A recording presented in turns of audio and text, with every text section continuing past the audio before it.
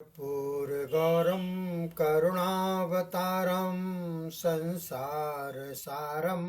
भुजगेन्द्रहारं सदा वसन्तं हृदयारविन्दे भवं भवानी सहितं नमामि।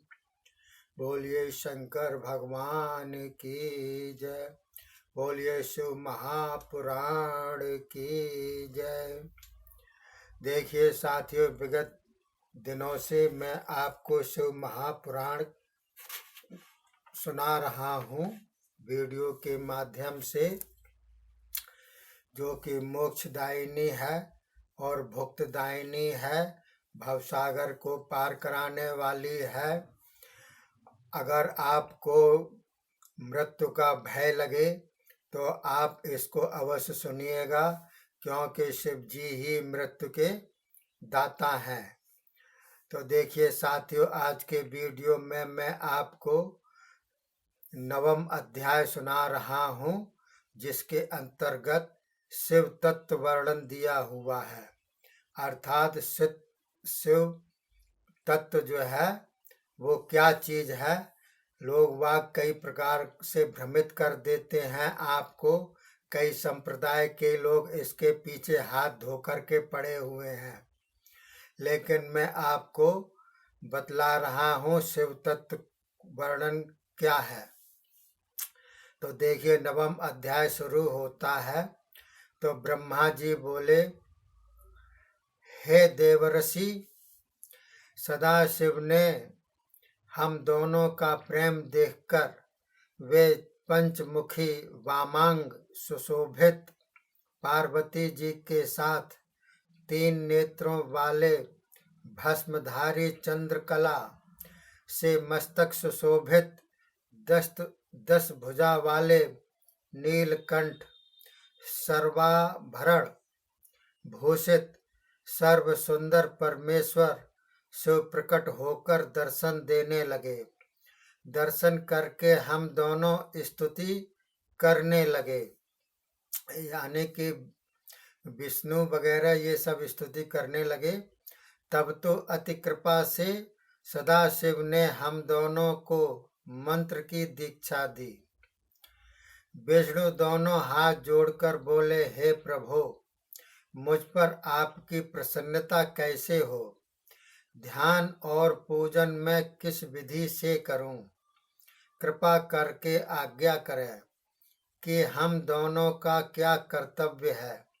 हे सदाशिव, आप सदा प्रसन्न होते रहें एवं हमें आज्ञा देते रहें। अब कृपा करें, अपना सेवक जानकर कुछ आज्ञा करें। ब्रह्मा जी बोले, इस प्रकार हमारी प्रार्थना सुनकर भगवान शिव प्रसन्न होकर कहने लगे, हे देवताओं में श्रेष्ठ, मैं तुम दोनों पर अति प्रसन्न हूँ। इसी कारण आपको मेरा दर्शन हुआ है। अब किसी प्रकार का भी भय नहीं रहा। मेरे लिंग का सदा पूजन किया करो। मेरे स्वरूप का जैसा दर्शन किया है वैसा ही ध्यान किया करना। इसी से मैं अति प्रसन्न होता हूँ, जिससे मैं सर्व प्रकार के फल दिया करता हूँ। हे देवताओं, जब कभी भी आप दोनों को कुछ दुख प्राप्त हो तो मेरे लिंग का पूजन करो। दुख तत्काल नष्ट हो जाएगा। मेरी प्रकृति के आधार से तुम दोनों मेरे दक्षिण तथा वाम अंग से उत्पन्न हुए हो।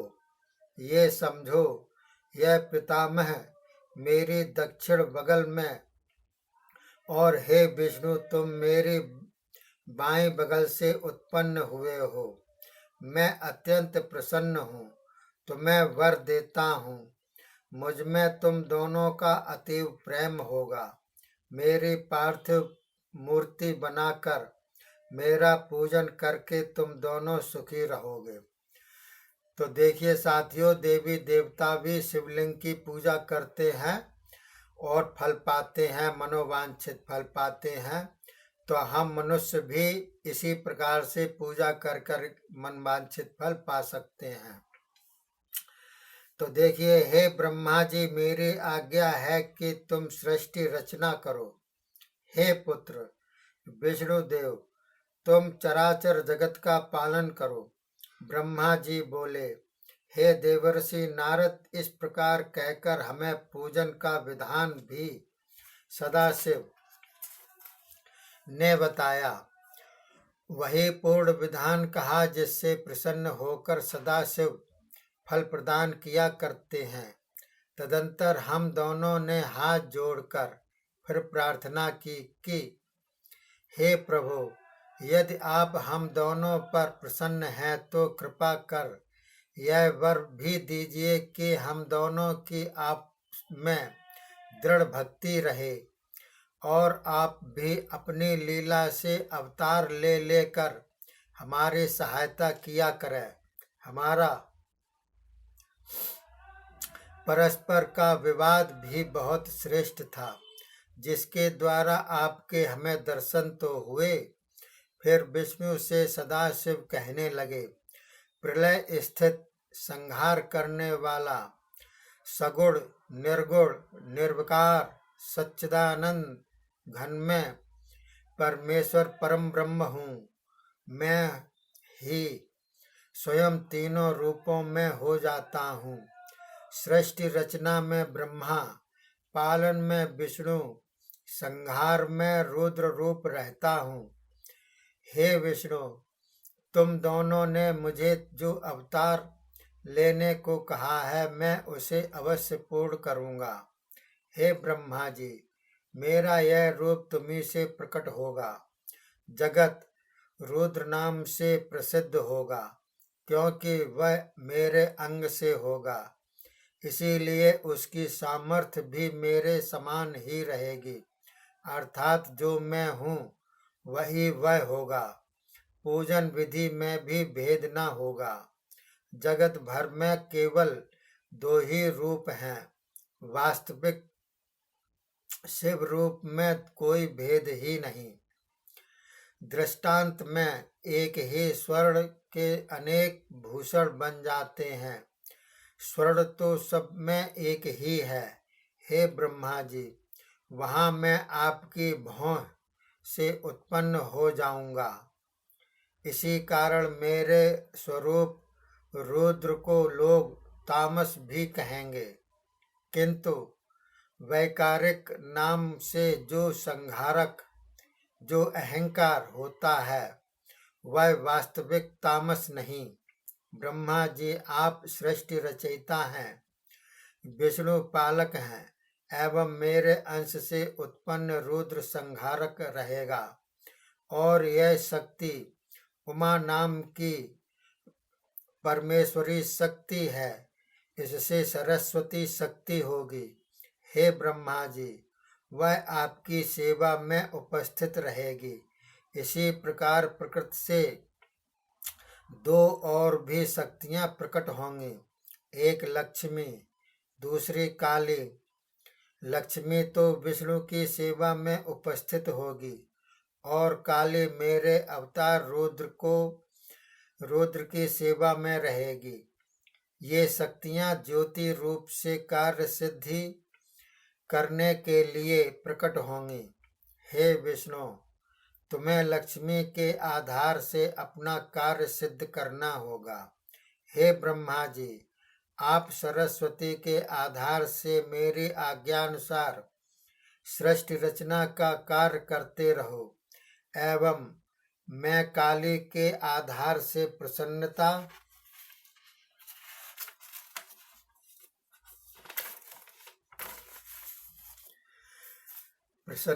पूर्वक संसार कार्य करता रहूंगा और चारों वर्णों के एवं सभी आश्रमों का कार्य भी करूंगा। और आपको मेरी आज्ञा है कि जो ज्ञान विज्ञान से युक्त हों, उन्हें मुक्ति देते रहो, एवं मेरे दर्शन से जिस फल की प्राप्ति होगी वही आप लोगों के दर्शन से भी होगी।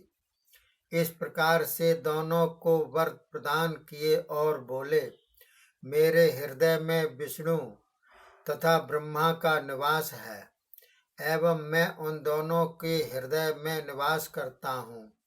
मेरा एवं आप दोनों का कोई अंतर न होगा, क्योंकि मेरे वाम अंग से विष्णु तथा दक्षिण अंग से ब्रह्मा उत्पन्न हुए हैं। महाप्रलयंकारी रुद्र मेरे हृदय से हुआ है। मैं ही तीनों प्रकार का हूँ।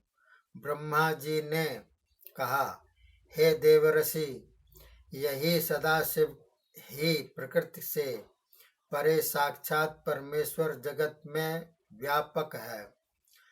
तत्वगुण से पालक हरि हैं एवं भीतर बाहर रहने वाले सत्व गुण तीनों जगत के संहारक हर हैं एवं भीतर बाहर रहने वाले रजोगुण विशिष्ट जगत रचयिता ब्रह्मा हैं। तीन देवों में तीनों गुण बताए गए हैं, किंतु महेश तो गुणों से भिन्न निर्गुण है। मेरी आज्ञा से ब्रह्मा विष्णु रुद्र ये तीनों देवता जगत में पूजे जाएंगे। तुम दोनों से रुद्र पूजे जाएंगे, क्योंकि रुद्र ही तीनों लोकों के संहार करता सदाशिव के पूर्ण अंश हैं। हे पितामह ब्रह्मा जी, पद्म कल्प में मैं आपका पुत्र होकर प्रकटूंगा, तब तुम दोनों मेरे दर्शन करोगे। बोलिए शिव महापुराण की जय। ये 9वां अध्याय समाप्त हुआ, जो कि बहुत ही बढ़िया दृष्टांत दिया हुआ है।